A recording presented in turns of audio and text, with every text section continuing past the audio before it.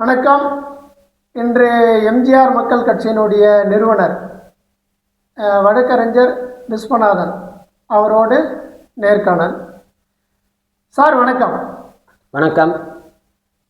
தமிழக வெற்றி கழகம் விஜய் அவர்கள் 25 நாள் ஆட்சி இப்போ ஒரு முதலமைச்சர் பொறுப்பேற்று எப்படி பார்க்குறீங்க? 2026 தேர்தலில்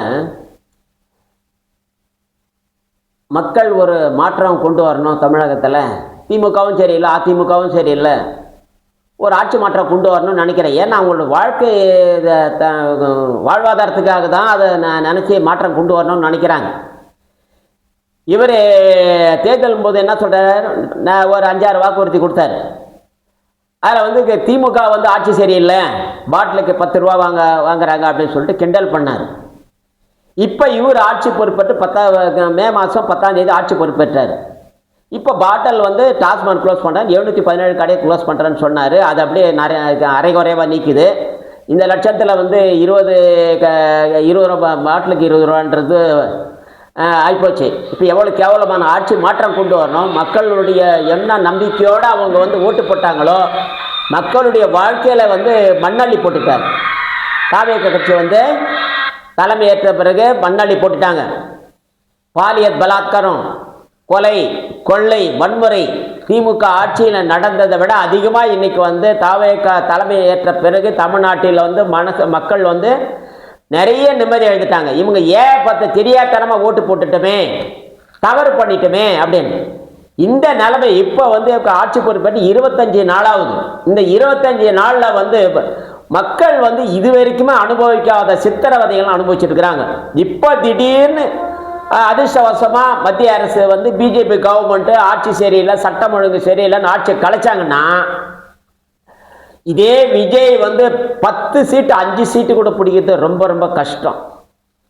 இந்த கூட இருக்கிறவங்க ஆள் இந்த புஷ்கி ஆனந்த், அப்புறம் வந்து ஆதவர்ஜனாலாம் சரி கிடையாது. ஆதவர்ஜனா யாரு எல்லாருக்கும் தெரியும். இந்தியாவிலே எலக்ட்ரிசிட்டியுடைய ஓனர் மார்ட்டின், அந்த குடும்பமே அவருடைய மருமகன் தான் வந்து ஆதவர்ஜனா. இவர் தான் வந்து பணம் பண்ணி எல்லாமே எக்கச்சக்கமாக பணம் குவிஞ்சு போயிருது. எல்லா நடக்கக்கூடிய தவறுகளை பிரதானமாக என்ன தலையிட்டு செய்கிறது ஆதவர்ஜனா. லாட்டரி சீட்டு. இவர் திமுகவிலிருந்து அங்கே விடுதலை சிறுத்தை கட்சி போனார். விடுதலை சிறுத்தை கட்சியிலேருந்து அதுக்கப்புறம் வந்து இந்த கட்சிக்கு வந்துக்கிறார். இது என்ன நேற்று அரசியல் நோக்கர் சொன்ன விவரங்கள் என்ன சொல்கிறாங்கன்னா, இவர் ஒவ்வொரு இடத்துக்கு திமுகவில் போனார், அதில் என்னென்ன நடக்குது அதை மாதிரி தெரிஞ்சுக்கினாராம். அதான் விடுதலை சிறுத்தை கட்சி போயிருக்கிறார், அங்கே கொஞ்ச நாள் வந்து தெரிஞ்சுக்கிட்டார். அதையெல்லாம் கொண்டு வந்து இது அப்ளை எல்லாம் வந்து கொண்டு வந்து இப்போ வந்து இந்த ஆட்சியில் வந்து இவர் வந்து அந்த விளையாட்டுத்துறை மந்திரி இன்னும் கூடுதல் நிதி பொதுப்பணித்துறை அமைச்சர் எடுத்திருக்காரு. இந்த பொதுப்பணித்துறைன்றது பெரிய துறை. இந்த இதெல்லாம் நிறைய காசு. இவருக்கு வந்து எல்லா கட்சியிலும் மேல்மட்டத்தில் பிஜேபி, காங்கிரஸ் எல்லாருக்கிட்டும் இவருக்கு நேரடியாக பேசக்கூடிய விஜய் விட இன்ஃப்ளூயன்ஸ் இருக்குது. ஸோ இது வந்து இந்த தவறு நிறைய வந்து நிர்வாக தவறு எந்த அளவுக்கு வந்து தாவேக கட்சி வந்தால் நல்லா இருக்குன்னு சொல்லிட்டு பெண்களுக்கு பாதுகாப்பு இல்லைங்க. இந்த திருவண்ணாமலையில் ரெண்டு நாள் வந்து போலீஸ் வந்து திணறி பிடிச்சிருக்குது அந்த குரூப்பை. இப்போ ஏன்னா எதுக்கட்டாலும் வந்து தவறு செய்யறது, இந்த வழிபறி பண்ணுறது, அப்புறம் வந்து இங்கே போய் தகராறு பண்ணுறது. நேற்று கூட வீடியோ பார்த்தேன். இதெல்லாம் வந்து தகராறு.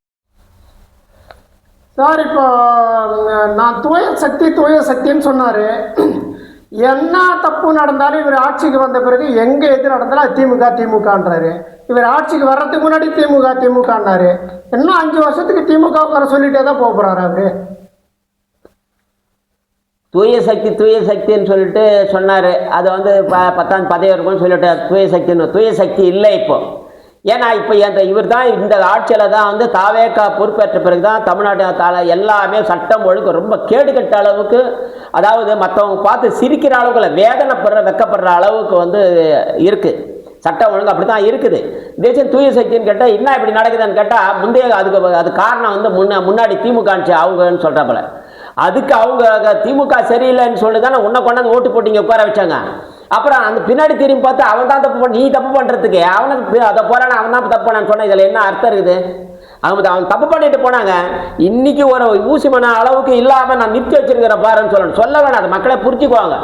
அந்த செய்கிற செயல் வந்து அப்படி சொல்லிவிட்டு நீ நீ வந்து மக்கள் நிம்மதியால இல்லாத அளவுக்கு தான் ஒவ்வொரு நிர்வாகமும் அரசு அதிகாரிகளே இன்னைக்கு அப்படி ஸ்தம்பிச்சு என்ன பண்றது ஏதோ பத்தியம் முடிச்சிருக்குது. இது வரைக்கும் வந்து இது 2021-25 வரைக்கும் அந்த மாதிரி இல்லைன்ற மாதிரி தான் தெரியுது. உண்மையிலே சொல்றேன், அதிகாரிகள் நான் பேப்பர்ல கூட படித்தேன், இந்த மாதிரி சிக்கல் நிறைய இருக்குது. நிறைய பேப்பர் படிக்காதவங்களுக்கு வெளியுகம் தெரியாத மக்கள் வந்து தமிழ்நாட்டை வாழறாங்க.